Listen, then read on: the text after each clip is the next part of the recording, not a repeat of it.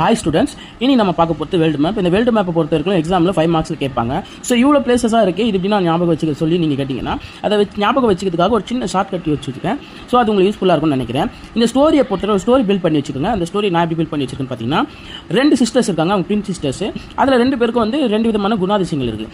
So அதை நீங்கள் முதல்ல எப்படி ஸ்டார்ட் பண்ணணும்னு பார்த்தீங்கன்னா, இங்கே பார்த்தீங்கன்னா ஒரு கொரில்லா குரங்கு முறைச்ச மாதிரி இருக்குது, தெரியுங்களா அதோட முகம்.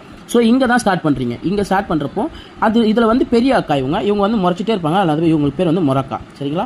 முதல் அக்காவோட பேர் மொரக்கா. 2வது அக்கா வந்து ஹாப்பியாக இருப்பாங்க, ஆப்ரிக்கா, சரிங்களா.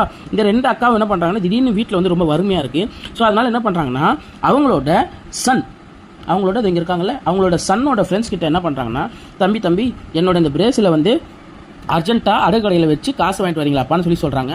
ஆனால் அந்த பசங்க வந்து விளையாட்டுத்தனமான ஒரு ஹாயாக இருக்கிற பசங்க, அதாவது விளையாட்டுத்தனமாக இருக்கிற ஹாயாக இருக்கிற பசங்க, ஆனால் வாயாடுற பசங்க, அதனால் ஹாயாக இருக்கிறவங்கன்னு சொல்லலாம். ஸோ அவங்க என்ன பண்ணுறாங்கன்னா, விளையாட்டுத்தனத்தில் இருக்கிறதுனால அந்த பிரேஸ்